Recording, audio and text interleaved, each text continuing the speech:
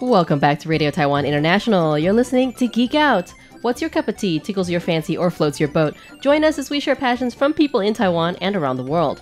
I'm your host, Michelle Chang, and today in the studio we have... Shamir Muñoz. And... Kyle Swain. Back again to talk about, well, something Shamir is very passionate about. What are we geeking out about today? We are geeking out about my medley of pets that I have at home. Oh my goodness, this is so close to, my heart because I'm a huge animal fan. Just all of them. All of them. Yeah, I heard you wanted to be a vet. Yeah, right. In the previous episode, we did touch on the fact that, well, Kyle went through some medical training. Yep. I was totally that kid who was poking roadkill at the side of the road. 100%. Because it was interesting, not because I'm Jeffrey Dahmer. But Oh, God. Hopefully, we're in a closed room right now. But right, animals in general were always, something that I really needed in my life. Tell me about your menagerie. That's a very good word for it. I can give you a timeline of what I got so far. Okay. In Taiwan, especially, it started with just a fish tank. So I was into fish keeping. Yes. And read up on it and was really excited to go for it and, conquer fish. And so I have a fish tank that's been going on 5 years now, and the fish are happy, healthy. Excellent. May I ask what kind of fish you keep, or what kind of aquarium? I keep a freshwater aquarium. Mm-hmm. We have a pleco in there. We have a bunch of cardinal tetras. We have some rummy-nosed tetras. Oh, brummies are one of my favorites. They school so well. Mm-hmm. So, fun to watch. Yeah, I like how the red on the orange on their nose just kind of changes throughout the day and night. Yes. If they're active or not. It's hilarious. When you first turn on the lights, everybody's really pale because... Yeah. Well, I can totally identify with that because it's in the morning. Where's my coffee? Exactly. Where's the damn coffee? Freshwater aquariums are. Do you do plants as well? I do have a planted aquarium. Okay. Yay! They're so peaceful, right? They are, and they're really nice to watch as long as it hasn't been a couple of weeks and algae has been growing. Right. But when it's just new and it's nice. It's I actually used to work in the pet industry in the U.S. Prior to moving back to Taiwan. Really? For a good decade, and both private mom and pop. And also corporate, which is soulless and horrible. Oh, yeah. We're not going to name the exact company that I worked for, but soulless and horrible. So the aquatics were really, really big in the shops that I worked in. So I also trained up in planted aquariums and also in reef keeping. So I have a reef in my home and a little aquarium upstairs, little low maintenance planted upstairs in the office. That's awesome. Nice. All right. You started with the aquarium in Taiwan. Yeah. Do you frequent the fish road? I do. Yes. Oh my gosh. That fish road is like, it has, I've taken him sometimes. Mm-hmm. It's really nice, but some of the stores there are gnarly in the sense that you should not go into them. Yes. Their fish are not being kept up to code. Their animals look sad. Yeah. But a lot of the places do have really nice animals, and there are some places that have like really nice tanks and stuff. I have many a time gone and adopted a fish from there. And one time I gave a fish back because it turned out to be a fish that was growing too large for the tank I got. So I told What was it? It was a baisher. I got an albino baisher. Yeah, I mean, they're beautiful. They're beautiful. They are prehistoric looking. They look like dinosaurs. Oh, they are. But, yes, they grow fairly large. So Yeah. you do need a large home also in order to have the large tank they require. And I did not have that. So I was like, hey, I'm sorry. This thing's a better home. Yeah. Do you mind taking it I mean, off I'm my sure they hands? didn't mind a baisher. But at the fish road in Taiwan, listeners, if you're not aware, is a interesting phenomenon. I feel happens not in the U.S. I think there's even laws in some states that prevent people from opening the same kind of store within close proximity of another. But in Taiwan, what they do is, for example, there's a fabric district. Oh, yeah. So there's a whole bunch of shops that sell the same, like handcrafting or sometimes industrial quantities of fabric and other supplies in the same area. The fish road is, I think, about one city block where both sides of the street are lined with shops that sell, aquarium stuff. Yep. And other things for pets. But it's amazing. And as you said, Shamir, some of the shops are a little gross. Don't go in there. And some of them are amazing. They are. They have some display tanks that are ridiculous. Oh my gosh, yeah. I think the fish road is one of the places that make me think of, like, if we got a bigger place, I would maybe go into saltwater reef keeping because they are so pretty. They're gorgeous. And I'm going to say, if you compare the prices, we're going to compare some prices. Let's do it. Yeah. Where have you lived before besides Taiwan? Just in Belize, and then I did a summer in Mexico when I was interning there for a bit. Okay. But it's only these 3 places. Okay, cool. Did you do aquarium keeping elsewhere? No, in Belize, just because it's a small country, so there's like aquarium keeping and these exotic pets are such a niche industry that we don't have the population to support it. Right. So there's maybe one place that does it. And it's kind of janky? Yeah, it's kind of janky. And, you know. But All right. you should tell what you used to do in Belize when you were a kid, because you've been doing this ever since you were a kid. Not aquariums, but other animals. Oh, yeah, I kept other animals in Belize. Did you like catch them and then keep them? No. We had... I totally did that. Yeah. Sort of. Same. There was like butterflies I caught and kept, cool. and then they died. I wasn't as learned in animal pet keeping back then. Well, we never are when we start out. Exactly. Yeah. So the hobby didn't really pick up until I came to Taiwan. I was like independent. I had my own place. And had your my own money. income. Exactly. Working in the industry in the U.S., for example, the exact same fish. Let's compare. I don't know. Yeah, 6-line wrasse is a really pretty little fish. Google it. 6-line wrasse, WRASSE. In the U.S. would retail about $30 or $40 in a store for one fish. In Taiwan, it is 150 NT dollars, which is 5. Yep. $5 US for the exact same fish. And obviously that's because we're just closer to the source of where these fish are collected or maricultured or aquacultured. They tend to do a lot of that in Southeast Asia. And therefore, you know, I guess less fuel, less shipping, less logistics in general. And that's the same for coral. So the same coral that would cost $25 a head in the US over here only costs, $5 a head. So it's drastically different. For freshwater, also, so Yeah. $4.99, $5.99 per rummy nose tetra. Yep. In the U.S. Here, how much are they? It's been a They're while like since I did those. 30 NT. Yeah, it's Like One. $1. a buck. Yeah, they're one of the fish I really wanted to keep. They're called Galaxy Rasboras. Yeah, they're gorgeous. So Tiny. pretty. They're really pretty and they're really small. But like your setup has to be on point, especially for those tiny fragile fish. But I feel like just on a whole, not only for fish but also for exotics, a lot of people go into it buying these animals that they don't really do any information beforehand and just keep them how they, and then they either die and then they're like, oh, I just gotta go and buy a new one. Especially like goldfish that you get at the fair, they just put it in a tank and then like that's it, no filter, no nothing, and then just things go bad. A lot of kids who wind up being aquarium keepers, their first step into the hobby is the fair goldfish that they win in some kind of game. Yeah, I agree. It's fun. Yeah, and even if you don't participate, if you're a kid just seeing that, you're like, maybe I want a fish, and then you go look it up and you're like, that's inhumane, but then you realize or you read up on the humane parts of it, Yes, and then you just kind of go into the hobby. I am very thankful that we have internet access now to a plethora of information, any kind of information you need about nearly every species that is available on the pet market is easily accessible. Yeah. So those of you who are very interested in keeping aquariums or any other animal, especially exotics, please look into it. It's very easy to Google. Even if you don't know the name of the animal, you can Google fish with red nose. Yeah. And eventually, like pop into images, and you'll see the fish that we're talking about, the rummy nose tetra, and then get the common name, the Latin name, and then you can Google those and dive deeper into the rabbit hole. Yeah, I think that research is the first step into the rabbit hole. Yes. Because I think that some people do the other way around, where they get the animal first and then they research, and it's kind of bad. Especially because tanks and on a whole, you need to cycle them, and then you learn so much about the nitrate system. Yeah, cycle, right. All of that, but a lot of people don't see that. They just see, oh, here's a tank, a beautiful planted tank that has fish in it. I want that. Let me go buy a tank, fish and plants. Oh. And they think that that's just going to work. Yeah. But there's a surprising amount of science involved with aquariums and balance. Yeah. It's I've recently taught a friend of mine how to keep a planted aquarium, and this person has gone from 0 tanks to 7, I think it is. So oh my God. Within the course of a year. Oh yeah. But it's the bug. It bites you, and it is a slippery slope. It's lovely. Addictive, and it's great. Because it is actually for those of us who really need to tinker or putter, aquariums are fun because totally allow you to do that. Like planted tanks especially, with the trimming and the algae scraping and the adjustments and the fertilizer. Yeah. Yeah. So as far as exotics go, I do have to admit, I'm sorry, everyone, that I perhaps did purchase an animal before I did the research on it. Only because I had kept snakes before. In the U.S., I had king snakes. Oh, I have one Arizona, really? What do you have? I have a Mexican black. Yes. The black one's just really neat. Kind of creepy. Yeah.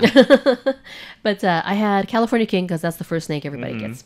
And then an Arizona mountain afterwards because they're pretty. They're pretty. And I couldn't bring them back to Taiwan because Taiwan has pretty ridiculous pet import regulations. Really? For potentially invasive species. Oh, okay. So I had to rehome them, but they are actually still alive and happy. Yeah. And I went and looked at the snakes, aiming for a king because I love their look, the long streamlet light body snakes, and came home with a ball python. Yeah. Orange Dream spider morph. Wow. And do you know anything about the spider morph? I do. I have a champagne, so they have the same genetic thing where Yeah. he has the star. He has a little bit of stargazing. He has a bit of, Exactly, like, kind wobble. of like a little bit of a wobble. It's some people liken it to palsy. Yeah. It's a gene that, along with making a really pretty pattern on a snake, involves some kind of like a brain difference defect. Yeah, it's a neurological disorder. Exactly. Where a lot of people in the pet market are like, don't support the breeding of spiders because spider ball pythons, because of, some people consider it very inhumane. And I didn't know that until I had already come home with the snake and fallen in love with him and named him Udon. Noodle. Of course. And so yes, I am guilty of that. I feel like I'm guilty of that a little bit as well, because back in Belize my friend had a regular morph ball python, like wild morph. Yep. And I fell in love with that too. So I wanted a ball python when I came here, and I saw this one and I got it. And I knew how to take care of a ball python, but I didn't know all the neurological disorder that affects the spider morph. The spider morph. What I had to learn about it. That my ball python was my second snake, and that second snake had a whole ordeal of like it had an RI, a respiratory infection when I got it, and so, which is something that a lot of people have to take into account as well. Like when you buy an animal, maybe the sticker price is just like, oh, it's $100 USD, but then it also comes with like the setup costs, the vet costs, the ongoing feeding costs. All of it has to be considered. Yeah. Because you can buy like a $20 snake, but its vet fees if it gets sick is over like $400 or $500 USD. Exotic pets are potentially very expensive if they do need to see a doctor. Yeah, and that's something like you have to consider because you've like taken responsibility for the life of this animal. You have to like keep up with it. You can't just be like, oh, the vet cost is $500 USD. It's too much. I'll just release it. That's not something you should do. That's terrible. Yeah. I mean, and a lot of people do feel that way, which is why there are invasive animal problems in many countries. Well, okay. How do you feel about the we call them herpetiles industry in Taiwan? It's the combination of like amphibians and reptiles. Like herpetological. Right, herpetological science, right? Yeah. So the industry in Taiwan has actually, in my opinion, changed a lot since I've got here. I think the biggest, and I agree with you, and I think the biggest change of this that I've seen is the Taipei Zoo. Because they do have a reptile house that I love. But the first time I went there, it was a little bit not up to what I would consider good... international standards of good reptile international house. Standards. So what I had seen was like a bunch of snakes being crowded, not being 4 or 5 snakes in the same enclosure, which shouldn't be. Snakes being in wrong their habitats and all this stuff. But recently when I went back, it was really lovely. Like really? You had the snakes in the temperatures, thermometers in there to show the correct temperatures. You had a Taiwan rat beauty snake that had a clutch of eggs. Wow, that you could actually look at. Yeah, that's cool. It hadn't been removed yet, and maybe it had just been laid, but it was really, really cool. You had like these enclosures where before there was like 6 or 7 hog noses, or just now there's just one really pretty one that's taken care of, has hides. That's cool. good. It's really nice to see that level of the standards. Yeah, the standards have been increasing. Yeah. Kudos to the husbandry, whoever took care of that. And I think when people, especially children, when they go and see really beautiful reptiles at, say, a zoo or an aquarium, then they kind of keep that in mind for when they visit a pet store and they see similar animals being offered for, home. Yeah. So I also feel like there's a lot less stigma around keeping snakes in the I guess the culture here. It used to be really unusual to hear someone has a pet snake. Yeah. And in order to find the resources in order to keep said pet snake, I arrived back in Taiwan in 2009, was near impossible or very, very expensive. Or you would just have access to, your regular little corn snakes or something. If you wanted something more exotic, forget it.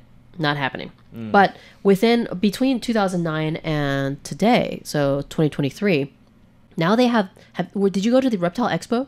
I did not. I was not. Oh, you excited for missed that. it. Ah, no. I know. Well, pros and cons, because if you went, it was crowded like a night market on a Saturday night. Really? You could see barely anything. Like you had to shove your way through a crowd in order to see the snakes or lizards or turtles or whatnot that they had there.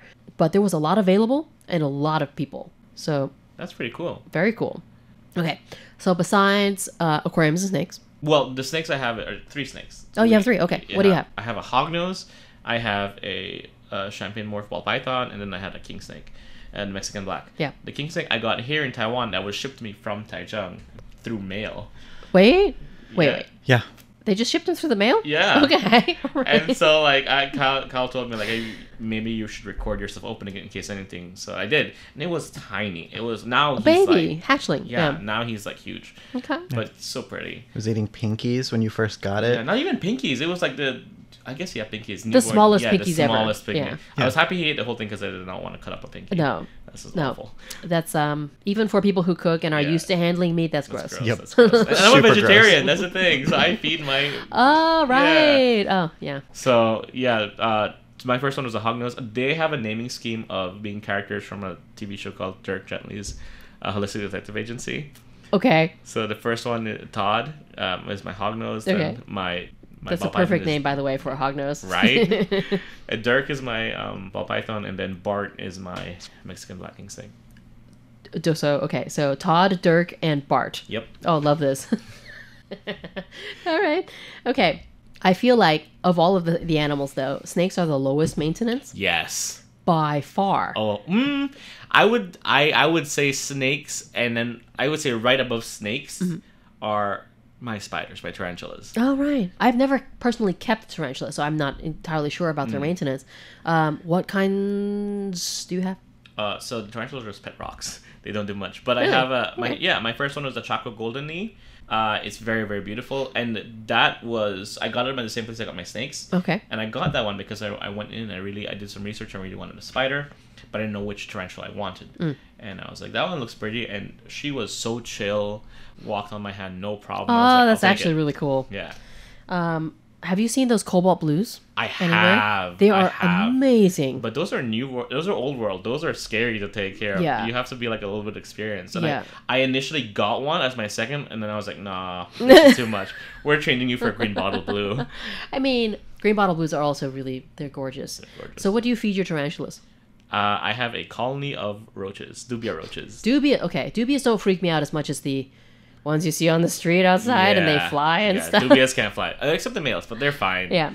Yeah. And- So Yes, far less offensive. yeah. So besides you have aquariums, you have spiders, you have snakes, and anything else in this house? I do. So the next one of my spiders had died because it was a male, so it lived out life, and then they don't live as long as females. Generally speaking. Well, so we went in, and Kyle gave me to go ahead to get a frog, and we were initially looking at Pac-Man frogs, but then I saw White's tree frog. White's tree. Oh, those are fat and Yeah, gooey looking. they're They're so great. dumpy. They're so dumb. So I got one, and it was one of those things where like I had a tank, but it was too small, so I ordered a custom tank, and the guy was like, "You can put 5 frogs in there," and I'm like, "Maybe just 2." So we got a second White's tree okay. frog, and then someone was leaving Taiwan because they're on the Taiwan. There's a Taiwan pet group page, and whenever anyone has an exotic, because most people aren't really experienced with exotics. I always put myself as the last line of defense. Like, hey, you go ahead and try to find someone, but if you cannot absolutely find anyone, I will take that in for you. And I've offered this a couple times, and most of the time they found someone else, but this time they didn't. Okay. So I ended up with a Pac-Man frog. Oh, that's great though. Earlier you were starting the story and I'm like, save it for the show. So when you have, for example, like a loud TV show on or yeah. whatnot, what happens in your house? So, like most of the animals, they don't make sounds, except Dirk has made scary sounds, and I'll talk about that story in a minute. But we have a frog, Frank. He's one of the white tree frogs. Yeah. Will croak his eyes out whenever there's a loud noise on TV or in the room. I think it's competition. Is it competition? I think he's an old man frog and be like, quiet down, you crazy kids, or something. Because every time we will lower and then he'll stop. He'll be like, okay, it's back down. But we always know when we're at that decibel level where he's like, okay, this is too much. Too much, guys. Yeah. Too much. Turn it down. I mean, a lot of people don't feel like the exotic pets have personality. Oh, they do. They definitely do. They do. They're not as open as mammals. You know, like your cats and your dogs, you immediately know what kind of personality they have from when they come up. But you get to know their personality. Like you do? Yeah, like one of my Todd's sassy. He's just sassy. So sassy. You just walk past his tank and he starts hissing and throwing his head around. Aww. But he has just a hognose, so He's it's all just drama. drama. He's a drama queen. Oh my gosh. I mean, they play queen. dead. When they're actually in peril, mortal peril, they will flip over and stick their tongue. It's hilarious. It's hilarious. But they definitely have personalities. Yeah, they do. Yeah. For my spiders, I also have Kyle got me one for our anniversary. He got me a bird eater. Brazilian. A bird eater. Those get pretty chunky. Those get big. And that is the reason I end up getting more pets, because they get really big, so they kind of outgrown the dubias. And so like, I need bigger roaches. Yeah. So I found some Madagascar hissing cockroaches. And Ah. I bought them. And I fed one, and I was like, no, I can't. They're too pretty. So now I have a colony of those just chilling out there. Well, you do have population control should you need it. Yeah, exactly. That's what I keep telling myself, but Yeah. it just always goes awry. Jump into exotics, guys. If you're worried, do your research, and usually you'll find all the information you'll need. And, if not, send us a message. Yeah. I'd love to talk about animals. I could talk your ear off about them. They're so much fun to discuss. But thanks for geeking out with me again, guys. Yeah, sure, no problem. It was fun. Yay. And thanks, listeners, for tuning in to Radio Taiwan International. I'm Michelle Chang, and I'll be back next Thursday with another episode of Geek Out.